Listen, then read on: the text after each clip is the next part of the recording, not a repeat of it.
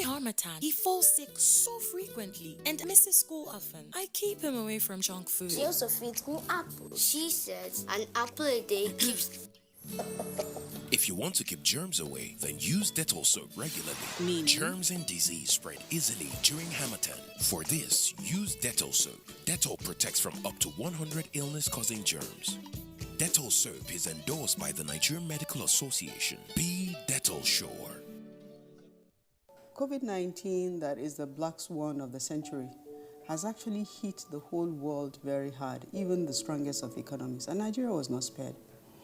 But due to the proactive stance and steps that the president has taken, we've been able to come out quickly. The president has consistently said we must invest in infrastructure, even as we're investing in human capital, that we must invest in infrastructure, because at the end of the day, that is what will bring about a sustainable economic growth. So the president has given us our directive. He has said you must make sure you pay salaries and pay pensions, but you also make sure that the critical projects of roads, railway, airports, bridges, major infrastructure that are meant to drive the growth of the economy, that we consistently invest in them, even if we have to continue to borrow to do so. This message is from the Federal Ministry of Information and Culture. Arise, O Nigerians! Let's applaud the courage of Flight Lieutenant Abayomi Dairo, aka the Aggressor, for his skillful and dogged escape from the bloodthirsty bandits in the forest of Zamfara State. 3 hearty cheers also to all military and security personnel who are tirelessly protecting fellow Nigerians from insurgency and banditry while maintaining peace and order. Nigerians are proud of Abayomi Dairo and all our gallant men and women in uniform for sacrificing so much to keep us safe. We admire your courage and we say thank you. God bless the armed forces. God bless Nigeria. This message is from the Federal Ministry of Information and Culture.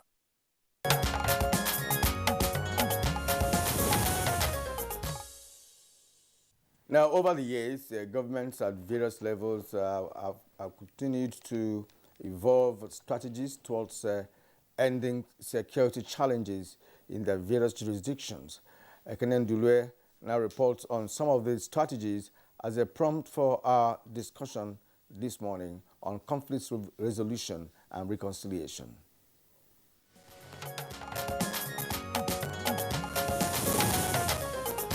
It is generally believed that conflict is inevitable in every human society, and in Nigeria, cases of conflicts abound with heavy negative consequences. In the northeast and northwest, cases of insurgents ravaging communities have become regular. In the north central, banditry and ethnic violence are major issues taking their toll on lives and livelihood of the people. In the southeast, activities of secessionist groups have disrupted the order of things. Likewise, other parts of the country where there are regular cases of ethnic clashes as well as farmers-herders clashes. The consequences of these human actions have continued to constitute serious threats to humanity and development objectives. Preventing and surmounting these threats is why societies are in constant need of effective ways of resolving conflicts.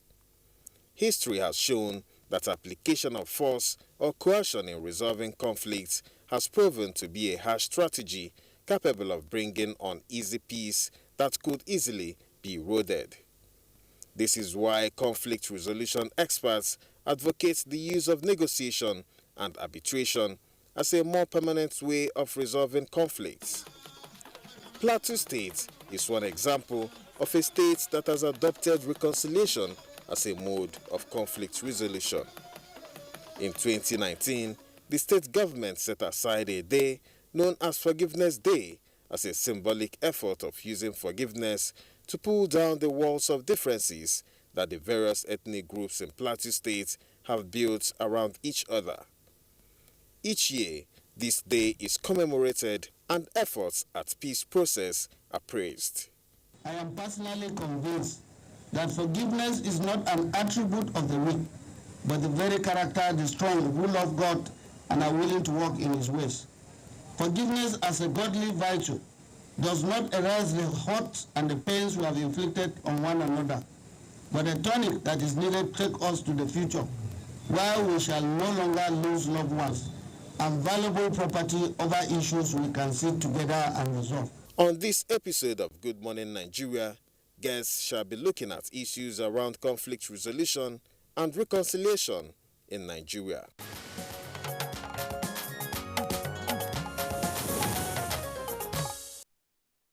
Thank you very much, Ekene Ntalive, for that elaborate background. With us in the studios and elsewhere to join this conversation, let's welcome Dr. Philip Hayab. He's a teacher and peace advocate as well as conflict analyst.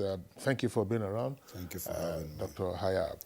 Also here in the studios, we'd like to welcome Professor Muhammad Kuta Yahaya, a peace advocate. Professor Yahaya, welcome to Good Morning Nigeria. It's a pleasure to be with you this morning.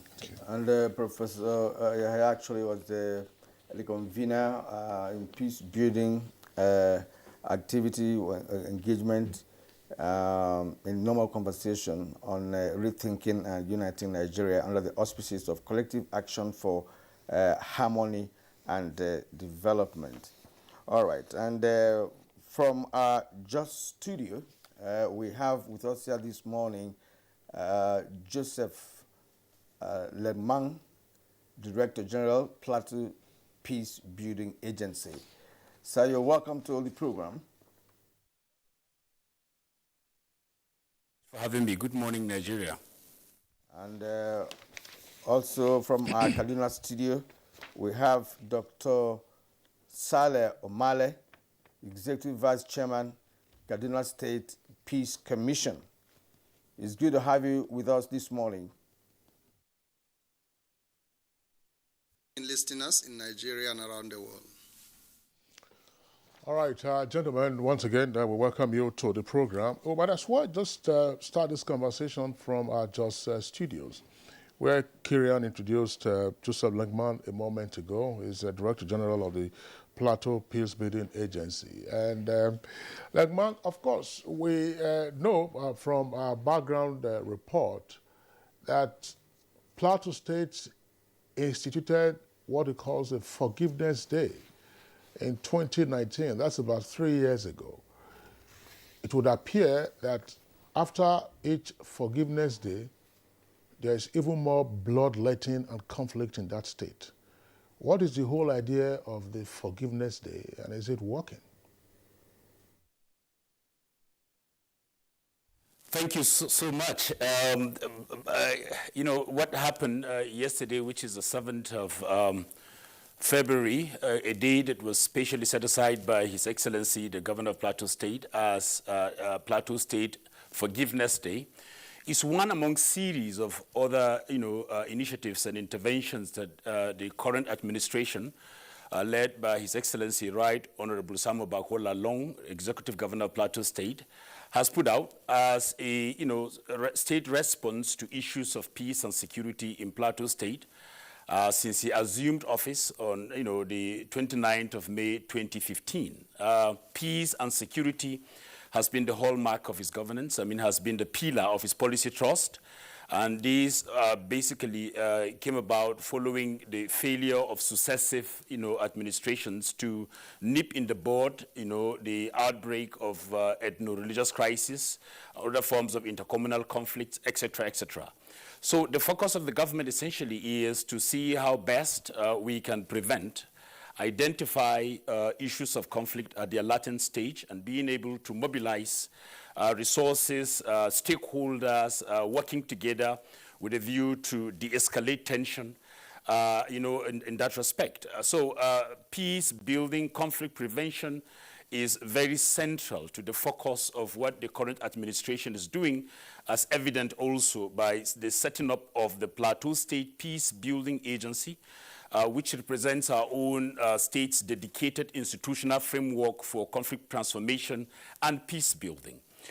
So these are some of the steps that the government is taking. Of course, you know the story of Plateau State nearly 20 years ago.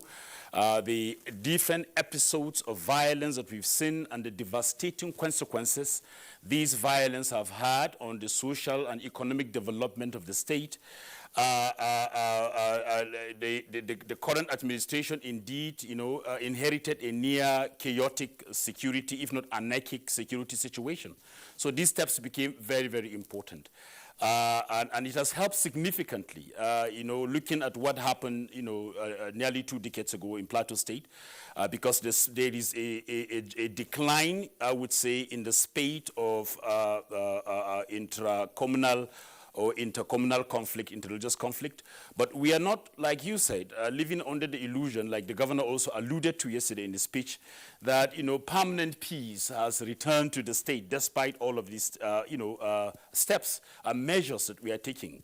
Of course, while the government is working assiduously to ensure or to deliver on the promise of peace and security, there are still pockets of individuals who are equally very determined to ensure that they take us back. And that explains, the pockets of these attacks that you hear, the pockets of violence that, once in a while you hear here and there. However, looking at the general picture, one could argue very strongly that there is a general decline in the spate of violent conflict in Plateau State compared to, say, 10 or 15 years ago.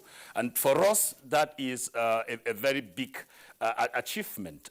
Whether we've been able to deal with all of the issues of the conflict and whether we're able to stop the pockets of skirmishes that we see and violence is an open question. But what is very obvious to everyone who is a keen follower of what is happening in Plateau State is that issues of peace and security is very central to the governor.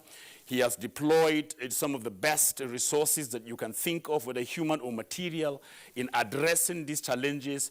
And the reality is that we do not expect that these things are just going to disappear overnight, because we are living and operating in a very diverse, in a very complex setting and context, and where sometimes the success of even the initiative of the governor and the government does not depend largely on him alone, but of course on other external variables and other contexts playing out, because of course as a federation, Nigeria is a system that is made up of coordinated units, and if there is a disarticulation or a dysfunction in one of the units, it has a way of reflecting in the system. So for us on the plateau, we'll say we have taken the right step, and I think the governor to a large extent has written his name in gold, having moved us away from this security-centric kind of, approach to peace and conflict to being proactive. And what that means for us is that we are working, or for the very first time,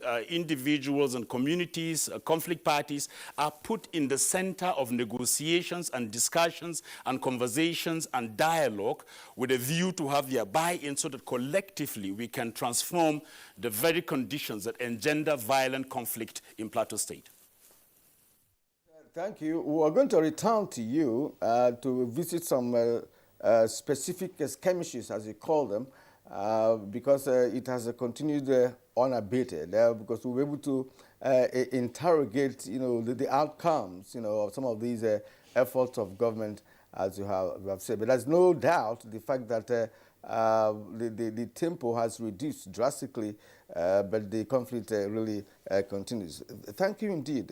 Let's go to Kaduna, where we have Dr. Saleh Momale, Executive Vice Chairman, Kaduna State Peace Commission. Let us know what the government of Kaduna State is doing, because Kaduna is, as a matter of fact, one of the epic centers of conflict in northwest of Nigeria.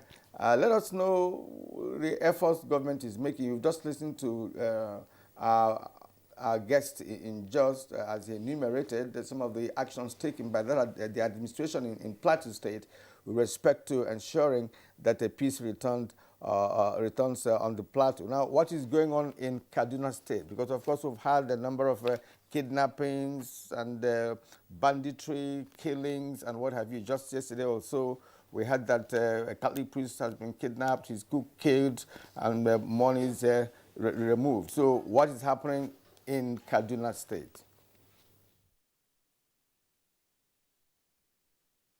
Thank you very much once again for bringing up this topical issue for national discourse. Like you rightly observed, Kaduna State, as one of the states within the Northwest geopolitical zone, is facing serious challenges of insecurity that has to deal with the issues of banditry and other rural crimes. This is a very serious challenge for not only Kaduna State and the Northwest, but the country as a whole. Secondly, there are also some inter-ethnic tensions and crises, as well as conflicts between pastoral and farming communities in different parts of the state. Similar to the initiative in Plateau State, recognizing the need for sustained engagement with varied stakeholders, with communities, with traditional rulers and religious leaders. The government of Kaduna State, I think since about 2015, initiated a lot of actions that will help the state in addressing these challenges. There was a committee that was set up to review the conflict situations within the state and make recommendations to government, one of which was the need to create an agency that will dedicate itself to addressing some of these issues. And I think that finally gave birth to the Kaduna State Peace Commission, which was established sometimes in 2017.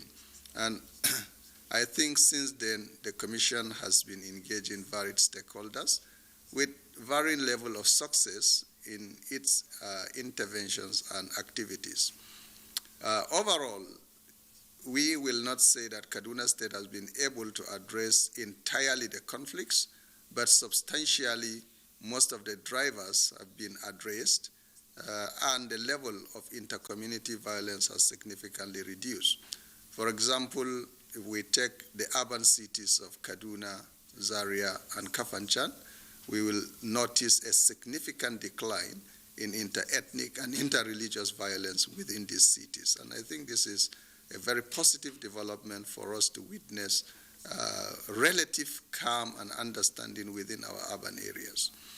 Moving back to the other parts of the state, if we look at the northern senatorial zone, the level of conflicts between farming and pastoral communities within this area, which was one of the major conflicts, have significantly reduced, and you rarely hear violent skirmishes between farming and pastoral communities. If we come back to the central senatorial zone as well, the level of conflicts within the farming and pastoral communities have also significantly declined. And one of the major conflicts that has bedeviled the central senatorial zone, particularly in Kajuru and some few parts of Chukun local government, happily enough, I think throughout last year, we have not witnessed violent skirmishes between these communities, and I think this is a substantial progress. If we move to the southern senatorial zone, we could see still that the level of conflicts in certain local governments, particularly like Jamaa and Sanga, which used to witness some of these, as well as Kauru, particularly the border areas between Kauru local government and Bassa local government in Plateau State. While the conflicts in some other local governments have substantially reduced, we have also seen a spike in conflicts between the border areas of Plateau in in Bassa local government and Kauru in Kaduna State. And I think this is a joint initiative where we are presently working with the Plateau Peace Building Agency to address some of these drivers and to see what can we collectively do, to de-escalate tensions. So overall, we can say that the major challenge now that has bedeviled the state at a larger extent are the criminal activities, mostly perpetrated by various banditry groups, as well as the ongoing conflicts in Zangon Kataf, particularly the Atiab chiefdom, as well as some of the most recent ones, which we have seen in parts of Kaugoro chiefdom in Kaduna State, in Kaura local government. But we are all working together to see how best we work with, first of all, the governments at the center, the local government administrations, the traditional leaders, as well as other civil society groups that are very active in the state and who are providing a lot of supportive role. So you can see that the state government, in terms of policies, have put up the Kaduna State Peace Commission, has put up policies that will regulate the preachings and other religious activities, so that we will have some level of appreciable intervention and control of the excesses that are done by some of the religious preachers that we used to witness in the state. So overall, we are looking at the holistic peace environment, but we need to do a lot more in terms of providing permanent reconciliation that will lead to more sustainable communities, more peaceful communities than we presently have. And these are the efforts that is before us, and I believe also the Plateau Peace Building Agency now and in the forthcoming months and years. Right, thank you very much, Dr. Saleh Mamale, for the broad explanations that you have provided. We will return to you in the course of the conversation to further interrogate some of the issues that you raised. Once again, thanks a lot, Dr. Mamale. Let's come back to our Abuja studios. Professor Kuta Yahaya, you listen to the other guests. Some persons would argue that reconciliation cannot be decreed or legislated, or that it is not an automatic process, it is gradual.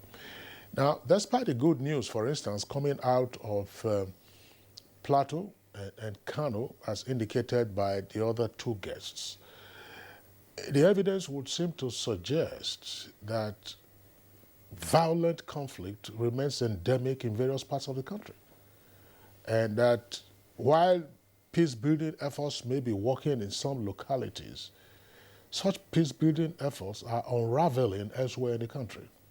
What are your thoughts? Thank you very much, Kingsley, and let's appreciate the efforts of those governments at various levels, and I know and I recall previous experiences by the Northern States Governors Forum around 2013 to establish a committee under Ambassador Zakari Ibrahim to go around the northern states, tagged the Committee on Reconciliation, Healing and Security.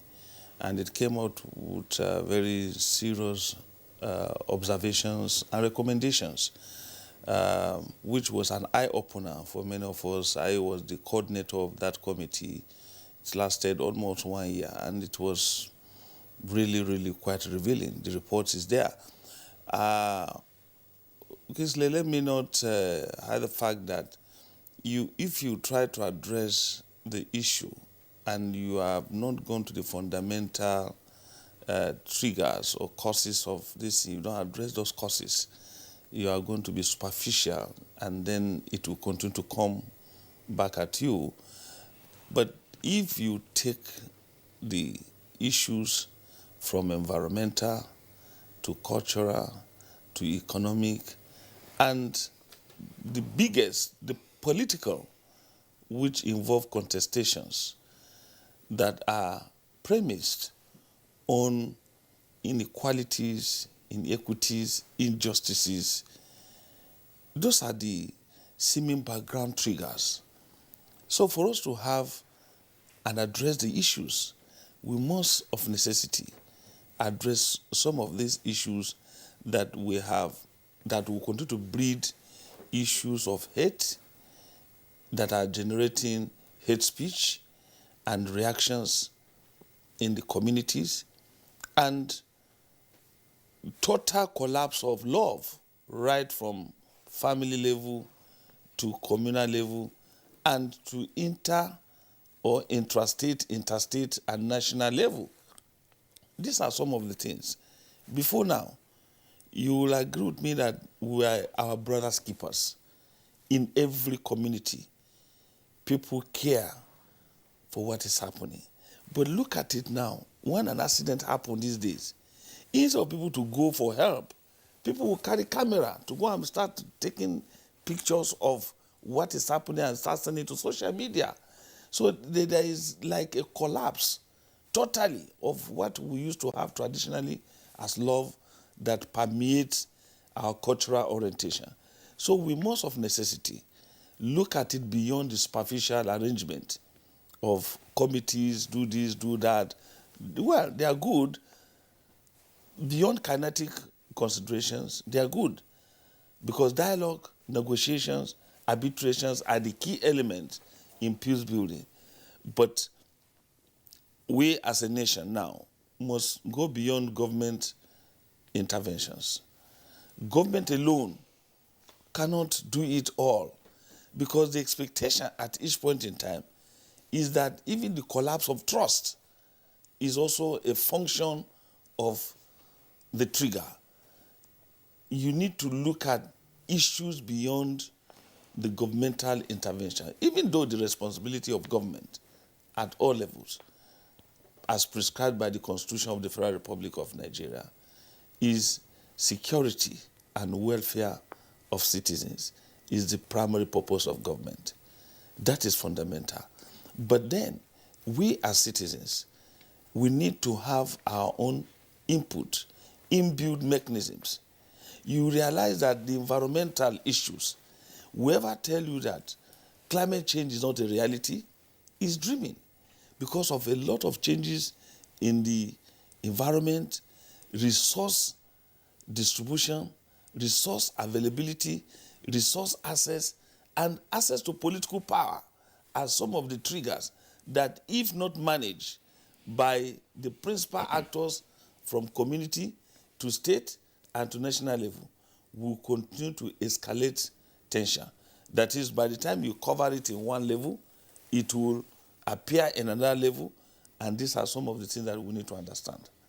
And I believe we need to be fast in citizens' engagement.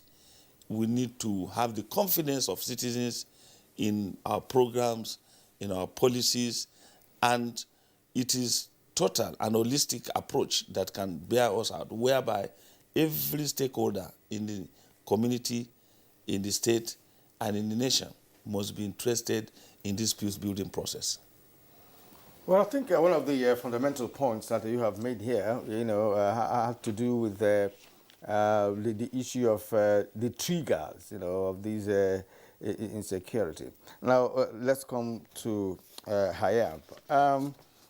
When you talk about insecurity in the northern part of the country, banditry, seems to be at the center stage, because of their capacity to overrun villages, attack people, and kidnap as many people as possible.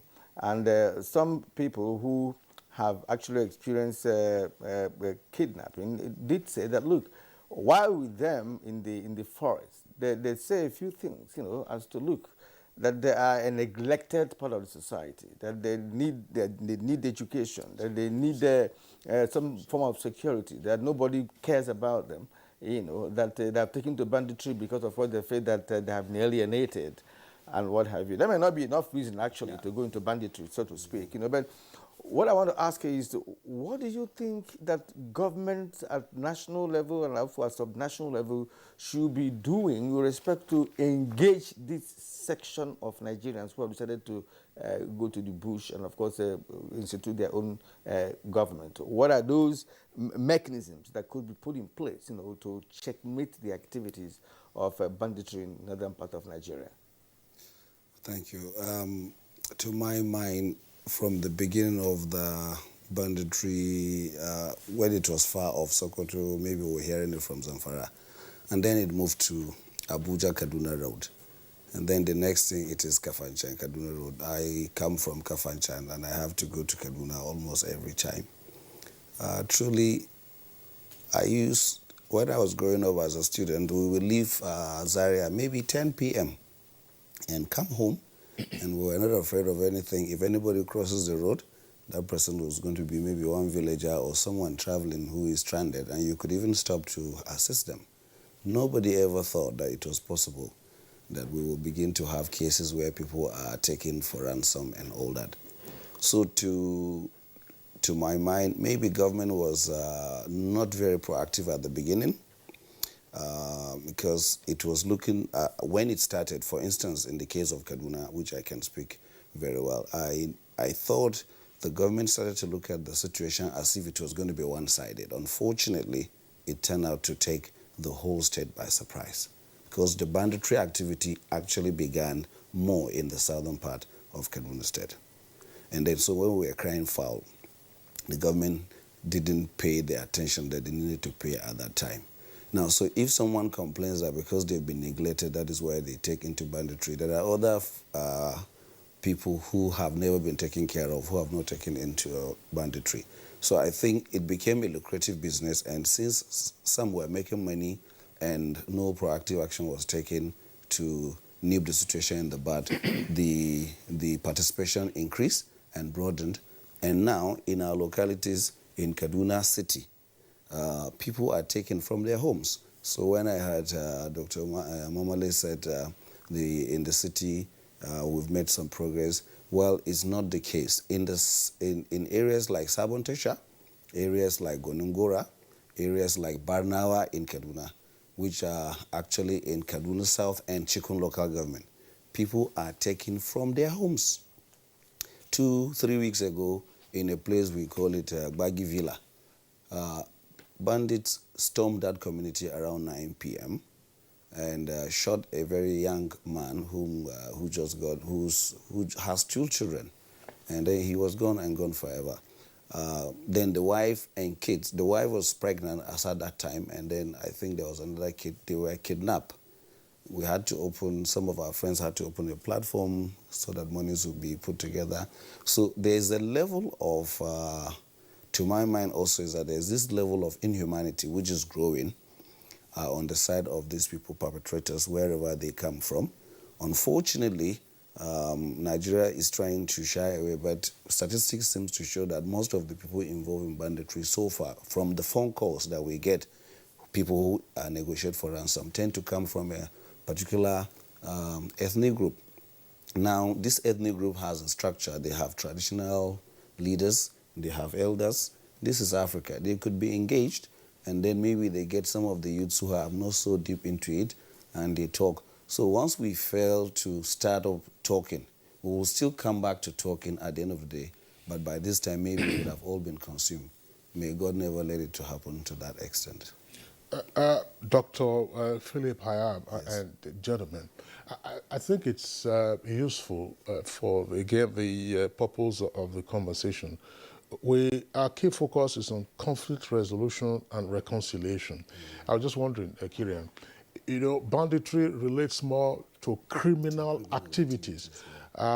These criminals, they are, if you like, they are roaming criminals.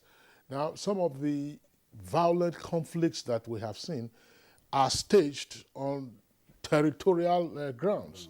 That is to say, one village versus another, and then sometimes when they are unable to engage each other, they now import mercenaries to come, you know, and rout them or raise them, and then send them away from their homes. And the issue now becomes, look, your IDPs, X, Y, Z. So banditry, of course, has also come into all of this. But banditry, technically, isn't a conflict. It's a criminal activity, criminal enterprise. Although some persons could say that some of the constitutive factors arise from, you know, conflicts in communities and so on and so forth. I just thought that, because there are pertinent issues that you have raised, plus the other guests, and I want to go back to our Just Network studios. Lemang, that's Joseph Lemang, who is the DG of the Plateau Peace Building Agency. Professor Yahaya, in identifying one of the drivers of conflict, and therefore the difficulty in attaining true reconciliation, did talk about political contestation. And that sometimes formal agencies like yours, I'm not saying in particular Plateau or like Kaduna, tend to occasionally, if not always, walk around some of the more contentious drivers of conflict. In Plateau, for instance, I have heard that, some of the latest rounds of killings that are reported, they are all politically related. They are all aimed at politics transition 2023, who will gain the upper hand, and so on and so forth. If that is the case, what is being done to address it, or must bloodletting precede each political season? Thank you so much. We talked about how we have moved from, intercommunal conflict to crass criminality. Banditry, of course, is one of them, and it's something that basically security agencies are working very hard to deal with. But, I mean, while it is difficult to pin down or analyze the causes of conflict, to one single intervening variable. Usually it's a combination of so many things playing out at different levels. Political contestation, of course, is just one of such. But for us here on the plateau, of course, we're seeing so many other variables in the basket. But how we approach it, of course, it comes back to the question of what steps, policy measures, and has the government put in place to address these inadequacies, so address these issues, or drivers, causes or drivers of conflict. While the security dimension is there, and of course the kinetic, but we are focusing, like you have also advised, essentially on the non-kinetic. And what that means is how stakeholders, whether political or traditional institutions, or religious institutions, or the civil society groups, or even the media, how are we working together to nip these issues in the bud? I mean, how do we manage potentially dangerous conflict situations, one of which, of course, is conflict that arises as a result of political contestations. Yesterday, if you had the governor, while he was giving his speech, he made mention of the fact that we are already headed into an election year, and the likelihood of politicians causing havoc as a result of their political interest is equally very, very high. And he made a call that we should think and reflect. There is absolutely no point of bringing down the whole roof upon everybody's head simply because you have a political ambition. And so that was clearly addressed by the governor. And for us at the level of the Peace Building Agency, we have carried out a series of awareness campaigns. I think right from the first year that the Peace Building Agency came into life, into existence, working with political stakeholders to ensure that we prevent the likelihood of election-related violence before the elections, during the elections, and even after the elections, because one of the issues that we've had in the past in Plateau State is that such conflicts of contestations, or political contestations that are not well managed, often, escalate and into violence, and from there it mutates into even ethno-religious crisis because of how the actors tend to manipulate their followers and also the public or the society in general.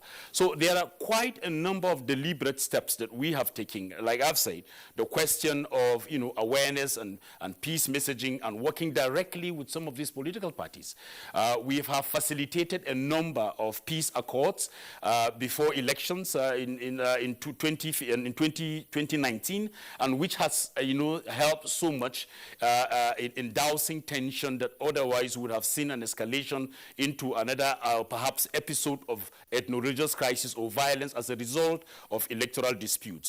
The local government elections were held earlier last year, and it was very peaceful against all, the pundits, the analysis, the notion that if elections, for example, were to be, was to hold in Jos North, which, of course, like we all know, is one of the hotbeds of violent conflict in the past. People said no, elections shouldn't even hold there because of the potential of violence. But the governor insisted, and through the efforts of the Peace Building Agency and civil society organizations, and also religious leaders, I think I couldn't count the number of dialogues and engagements that were held with the view to foster mutual understanding and cooperation between the political class. That significantly helped so much that it happened for the very first time, elections in Jos North without any bloodshed. And that gives us hope. It gives us hope to the fact that beyond the challenges that government faces, and beyond the notion also that often some of these steps are superficial, we have seen results, and results being that it appears as if people have evolved, learning lessons from those horrific experiences of the past. We are not saying that there are no issues. Of course, the conditions, the causes of most of this conflict are there, in some cases even unaddressed. But the question is whether, people who have faced the brunt or suffered the brunt of violence want to continue in this unending cycle of violence in the face of the inability to deal with some of these structural issues, or perhaps some of these political issues. Should ordinary communities just fold their arms and be consumed in this inferno? And so from the Plateau experience, we have seen people learning to live and coexist side by side peacefully, regardless of the political differences, regardless of the ethnic differences, regardless of the religious differences. And I think because we have evolved, we have learned through our experiences, and we are beginning to understand that we stand to benefit more. The peace dividends will reach everybody if we are in peace, and then we have the capacity to work together to put pressure on government to address the underlying issues or the root causes of violent conflict in Plateau State. And I think we are evolving as a model, I think to a large extent, to the rest of the country. Yes, in Plateau State, there is also, like I've said earlier, on the transformation of intercommunal conflicts into criminality and all of that. Banditry and kidnappings once in a while happens, of course, not on the scale that we see 10, 15, or 20 years ago. Peace building is a process, and we keep saying this. It is not, something that you invest in today and tomorrow you see results immediately. You have to change the mindsets of a people who have been touched by adversity and have, over time developed these very dangerous, or poisonous assumption about the other. You have to address the legacies of nearly 2 decades of violent conflict, which has to do with mutual distrust, with suspicion, which has to do with resentment and hate and consternation of an overstaying power. I do not think that it is something that we can engage with these issues and see results immediately. It is a process that needs to be carefully nurtured and crafted in a way that gives us result on a very sustainable level. And of course, whether we are determined, to deal with these issues as a government or not, what I can tell you is that I have seen communities here in Plateau State, I have seen stakeholders here in Plateau State who have learned over the years and are working together as a cohort, in order to do extraordinary feat for peace. And of course, this followed the policies of the government, the ideas, the strategies, and the mechanisms that the Plateau State Peace Building Agency has put on the ground, such that we are working together with them to address these conflict issues at their latent stage and dealing with the issues such that it does not escalate into violent conflict. That is our role as an institution set up by law to ensure that people learn to deal with their issues amicably. Issues of security provisioning is, of course, a role and responsibility for the security agencies. Of course, the nexus or the relationship between peace and security is well established. Of course, the mechanisms are totally different, even though mutually reinforcing. And I think that is what we are bringing on the table, that beyond focusing much on the security aspect, there is a need for us to put in place mechanisms that will deal with the non-security issues, but that at the end of the day, if these issues are not well managed, it becomes a security issue. And that is what I think the Plateau Peace Building Agency and also the Kaduna State Peace Commission are working on. And we, like my friend Dr. Salim Omale said earlier, we work together to deal with cross-border issues. Within the last 3 years, for example, the issues of Chawe in Basa local government and the Fulanis and the Birom and even the Aten people in Ghana in Riom local government is something that we have worked collaboratively, and we are still working collaboratively to address as a non-security mechanism or framework. And it has proven, effectively to be very, very productive in that sense. Based on the results that we have seen, based on the decline of attacks and counterattacks from one community to the other, based on the kind of mutual understanding that is fostered and the sustainability of that effort going forward. That is what gives us hope. And we are advocating very strongly. Personally, I would continue to advocate that there is a need for us to pay attention on the conflict prevention and peace-building process as much as we pay attention or put attention and efforts on security provisioning. These things have to go simultaneously, one complementing the other. All right, Joseph, we appreciate your concern and, of course, the energy that the Plateau State government is putting in this is quite commendable. We just hope that as that takes place, let there be no more conflict in that part of the country. Let's return to Kaduna, where we have Dr. Salah Bomale. You've listened to Joseph in Jos. Why I'm making reference to that is because, of course, what happened in Jos is no much of a difference. There's a nexus between what happens there and what happens in Kaduna State. There are some issues or points raised, on what are the triggers, political contestations, inequality, environmental issues. How do all these play out from your experience in what happens in Kaduna State, especially the southern part of Kaduna, where we have witnessed, attacks on communities, different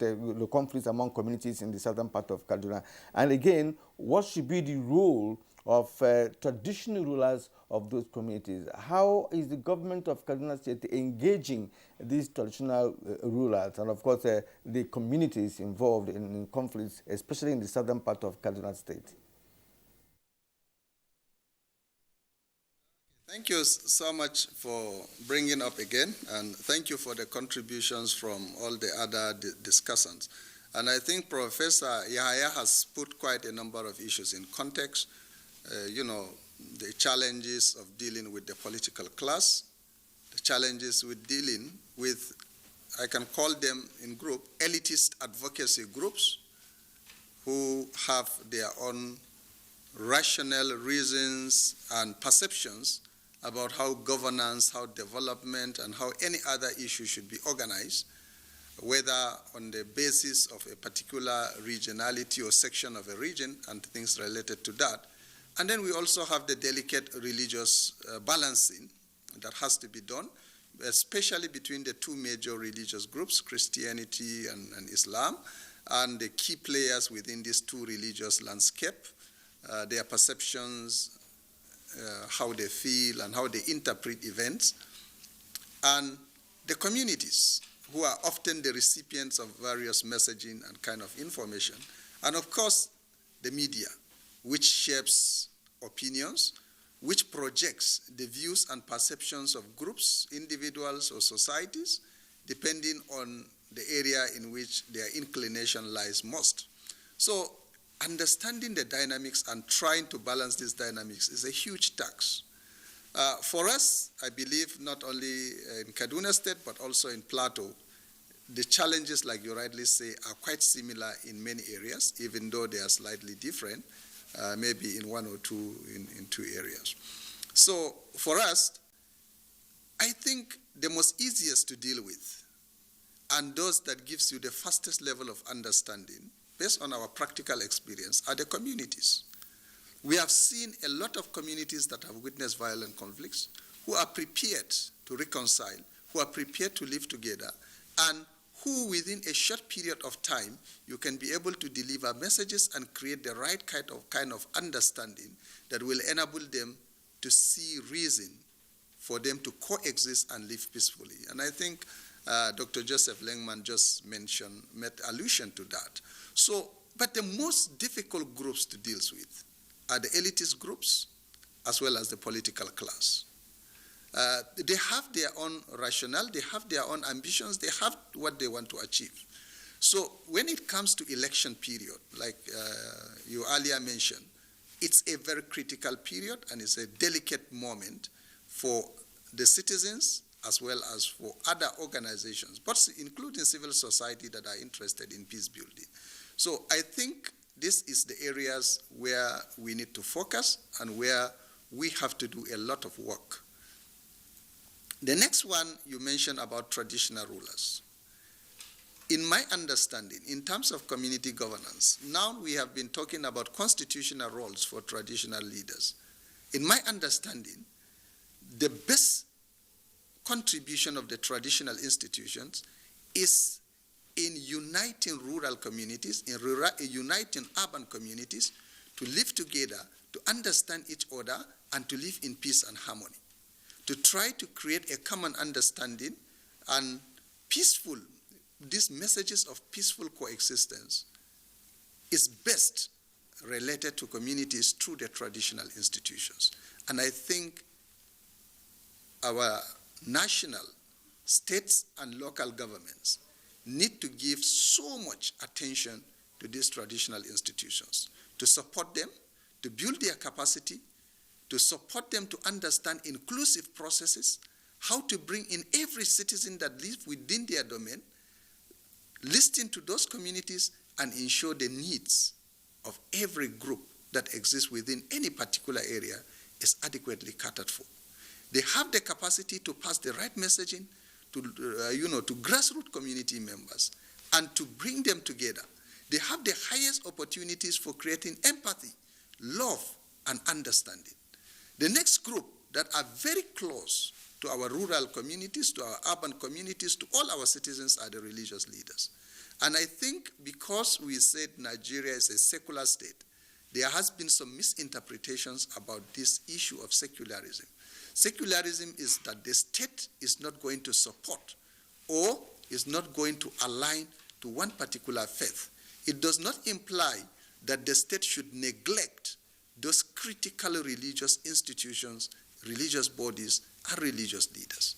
I think bringing in these religious institutions, religious leaders, and religious bodies together and making them to work together, particularly the interfaith dialogues, and enabling them to understand the needs, the pains, and the realities of the adherents of the other religion will be very important in providing them the needed knowledge, the needed wisdom to preach to their members, to preach to their adherents, those that respect them so much on the need for understanding the ideals, the practices, and the rationale, as well as the thinking of the other religious group, as well as enabling them to become more tolerant, more accommodative, and more empathetic to the adherents of the other religions.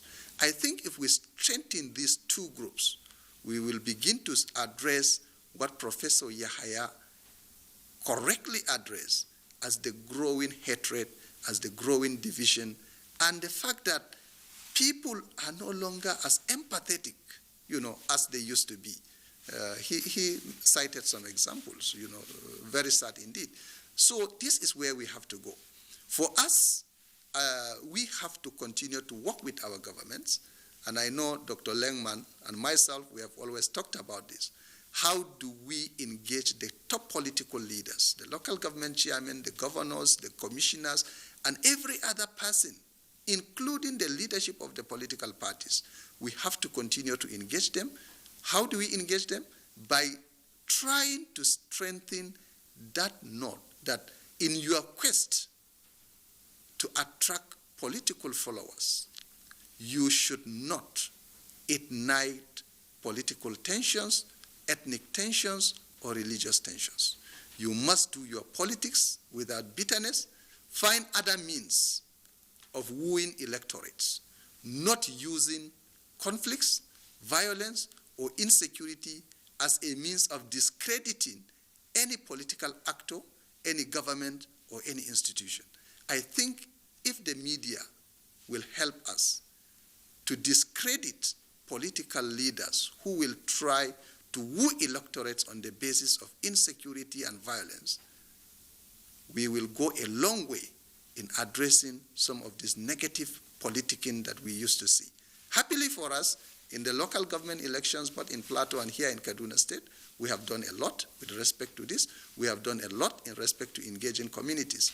But finally, creating awareness and engaging citizens on a sustained manner, creating the right understanding that every political actor at one particular point in time is interested in winning electors and getting his votes and being elected.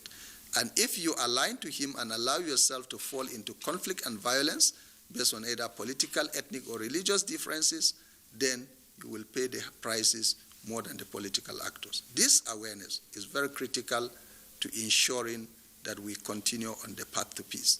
Then the final point I want to make, I think Dr. Lengman correctly mentioned that. You see, funding peace building is not a good political dividend because it is not seen as a road, it will not be seen as a hospital, nobody will see it, people will live in peace.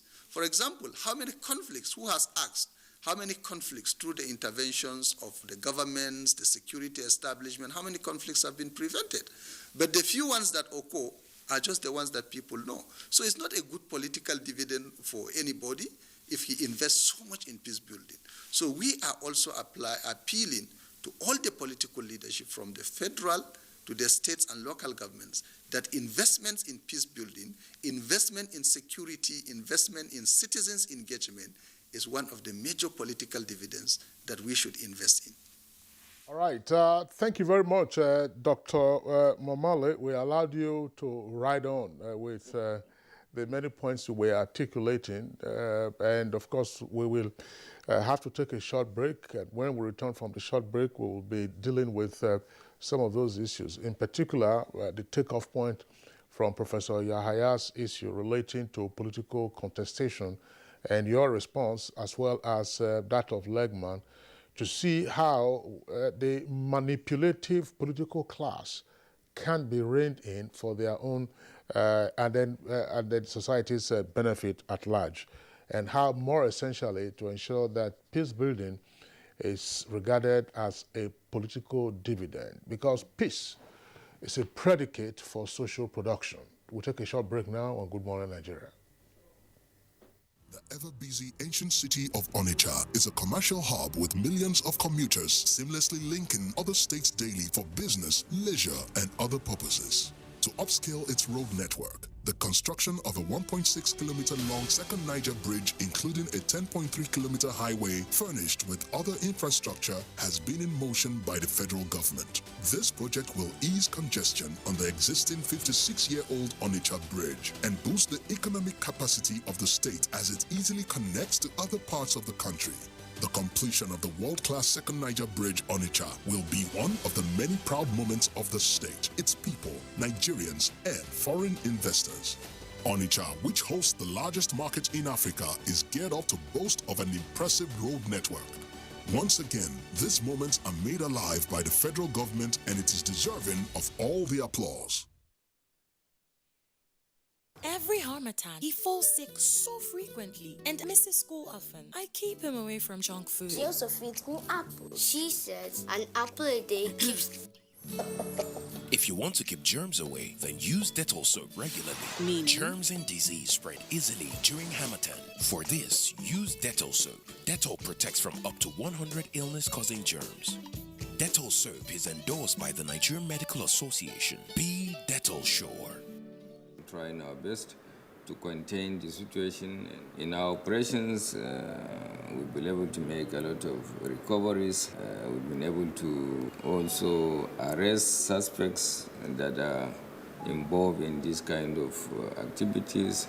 And we've been able to also recover, particularly arms and ammunition from those who are carrying it unlawfully and disturbing the peace of the people. But generally, our morale in the Nigerian police is always guided by our commitment to do what we have sworn to do. Peace and security must be looked into as a priority by all, to look at security as the business of all of us. This message is from the Federal Ministry of Information and Culture.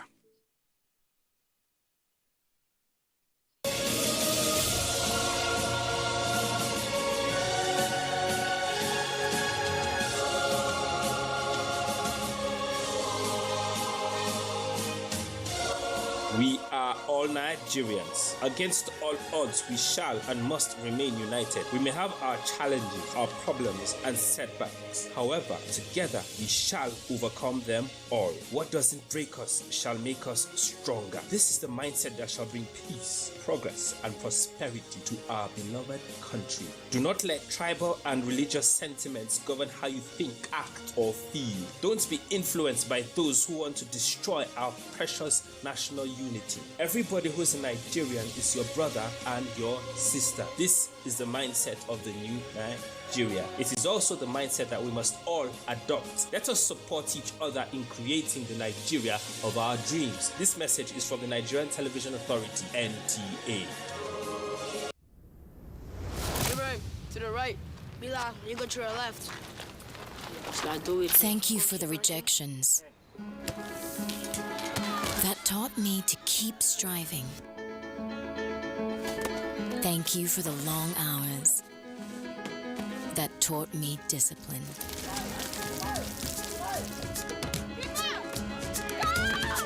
Thank you for the knockdowns. That taught me to bounce back.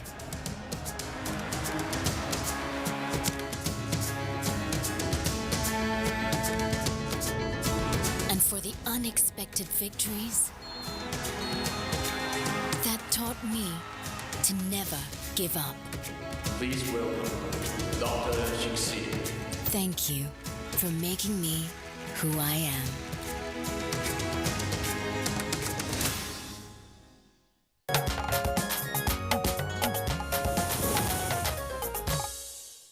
All right, you're welcome back, and it's still Good Morning Nigeria. We're live on NTA's network service. All our 4 guests are still with us in Kaduna, Jos, and here at the Abuja studios. So now back to our 2 guests in the Abuja studios.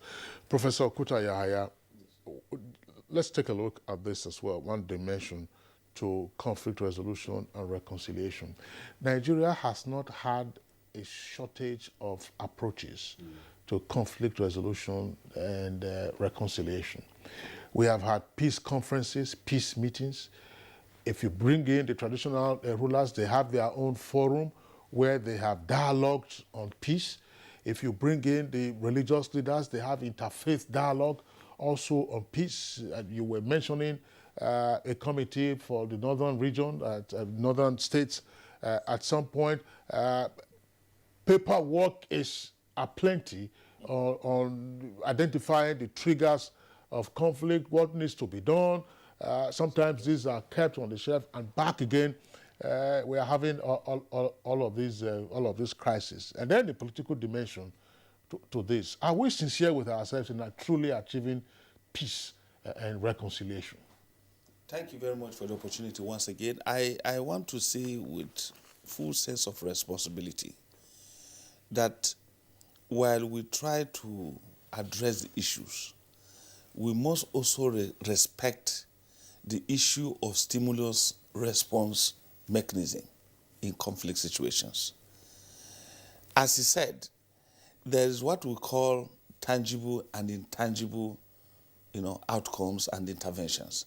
Some interventions by the political class, when they think about next elections, is to go for the tangible, what people can see as evidence.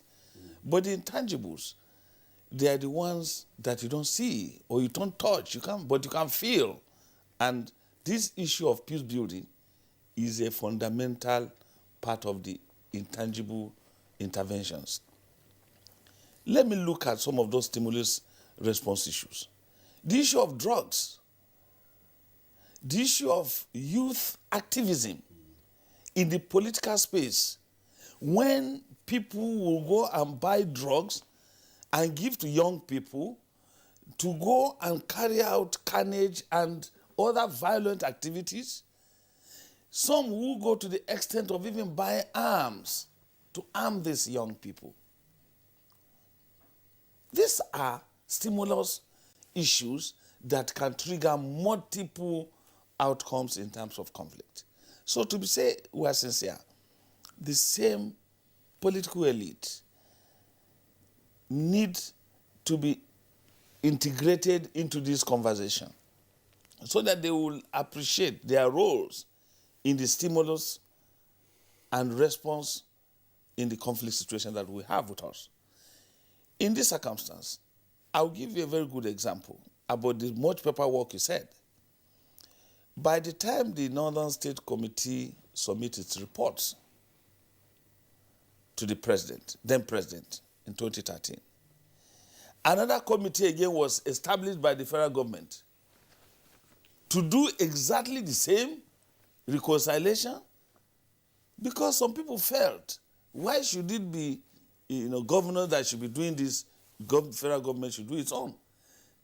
Members of the same committee were poached to constitute another committee that went round again, just to repeat the same thing.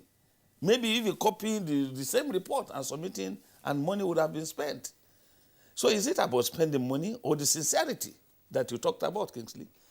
If we're not sincere, even at implementation, we will not get it right. So I'm looking for a situation where all the principal actors at every level will be sincere and will be committed. And one good example, the war against drugs. Everybody in Nigeria today is aware that the leadership of Buba Marwa is fighting drugs headlong. The haulage at the ports at different levels is not only commendable, but is a step towards addressing the stimulus of some of these things. So what I want from all the political class at state and federal level, wherever there are triggers or there are issues of stimulus, they must be sincere to address them so it won't escalate into multiple conflict reactions based on this stimulus. So for me, I feel the media is a principal actor in this endeavor. As you are aware, the emergence of the new media has created another dimension, because it's like the issue of control, regulatory, and sanctions are not available. You can just pick your even mobile phone and you are on, and somebody will believe. There was a leader of an institution yesterday. I saw an elaborate, impossible news item, and I contacted the head of the institution. He sent me back the response of the head of the online media, discrediting that story that they didn't get the approval before it was released. So it's fake news. Nobody was punished because there are no laws to punish such. Meanwhile, you may not be aware, and I'm sure you're aware, Kingley, that there are social media warlords that have been paid specifically to discredit either a leader or a government or an institution and create panic, disaffection, and hate. So you need counter-narrative to be able to check and illuminate the positive aspect. But sometimes it may be too late. Maybe based on the information available through the fake news, brothers and neighbors would have started fighting, killing each other before they realize what the truth is. It might be too late. So therefore, we need an opportunity of positive engagement of media actors through continuous interface, training and retraining, so that the issue of patriotism and consciousness and love for our country should become uppermost in the minds of the proprietors and agents of some of this media. All right, gentlemen, over the years, successive governments at various levels have indeed articulated or rather evolved the strategies, towards ending security challenges or conflict in the country. We have just mentioned off camera a short while ago about conflicts among communities that have lasted over 40 years, unending, even after resolutions, after agreeing to reconcile with each other, then after a while, the thing will erupt again and continue. So why this sustained, enmity or sustained conflict after reconciliation?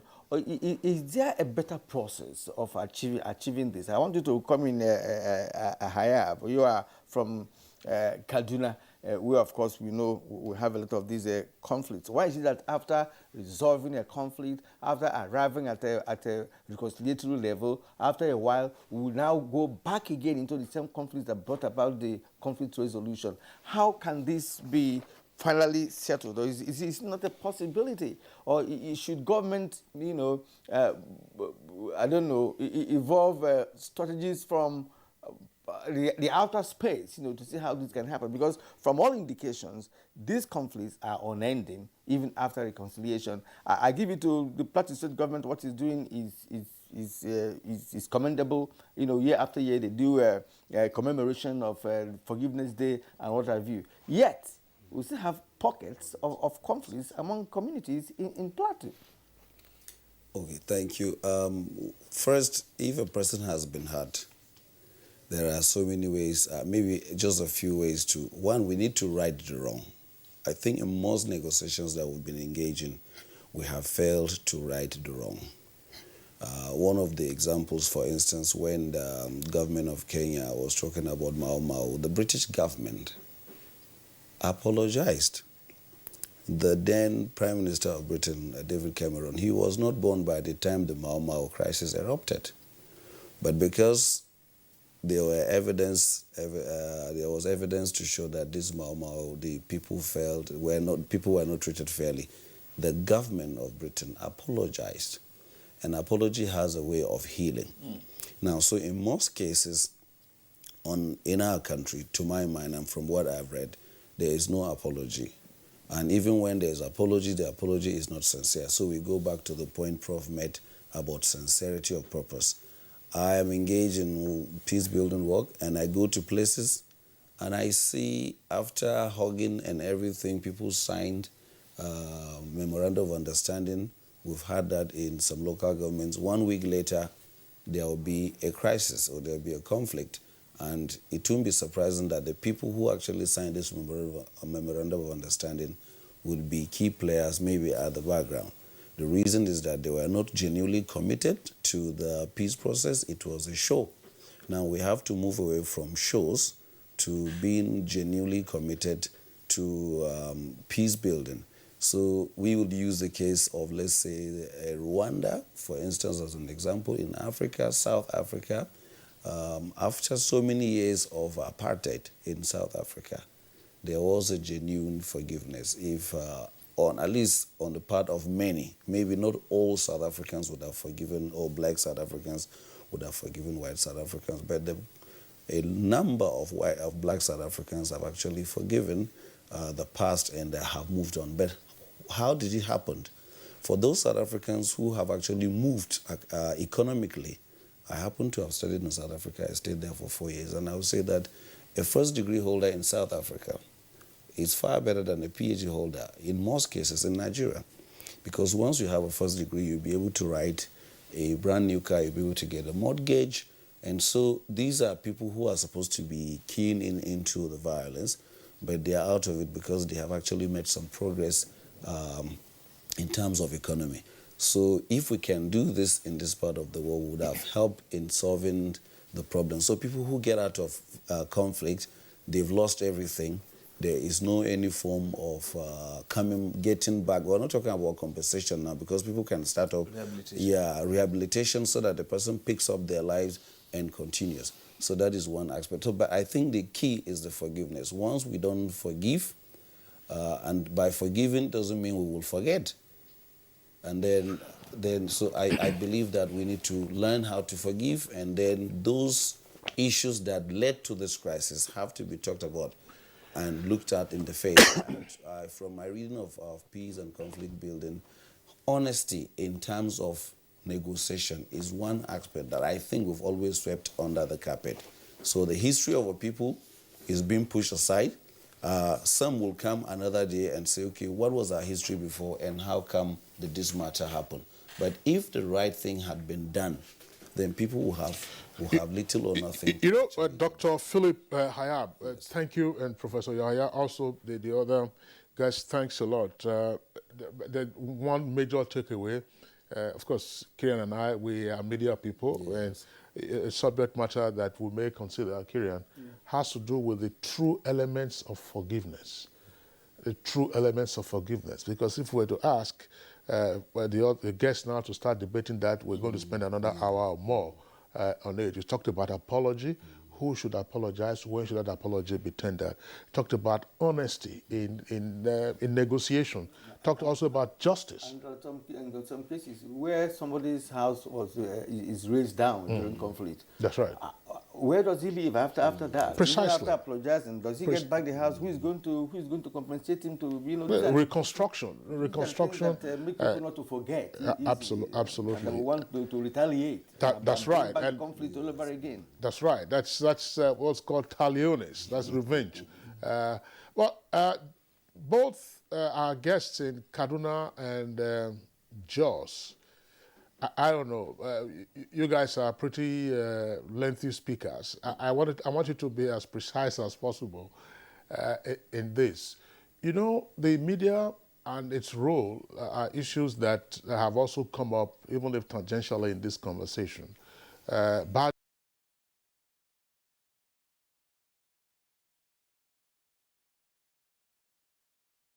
Good news that also comes out from your work. Kaduna City, Zaria, and Kafanchan, Momale tells us that those cities have been quiescent. Now, how did you achieve this, and why isn't there media focus on what has been achieved, as well as the Peace Commission in Plateau State? But gentlemen, I think that these issues will have to be in abeyance because our producer and director are already telling us that we're out of time. So, from Jos, we'd like to appreciate Joseph Legma, Director General, Plateau Peace Building Agency. Thanks a lot for being our guest. Dr. Saleh Bomale, Kaduna State Peace Commission, is the Executive Vice Chair. Thanks also for the insights you have provided. Here in the studios, Dr. Philip Hayat, teacher, peace advocate, and conflict analyst. And Professor Muhammad Kutaya Haya, peace advocate. Deep thanks for the incisive insights you brought into our discussion this morning. Let's go over now to our sports desk. Sunday's Africa Cup of Nations final, in which Senegal defeated Egypt on penalties to win their first continental crown, had more than its fair share of subplots. The Liverpool superstars went toe-to-toe in Olimbe, but it was the Senegal hero who emerged victorious. Sadio Mane scored the winning penalty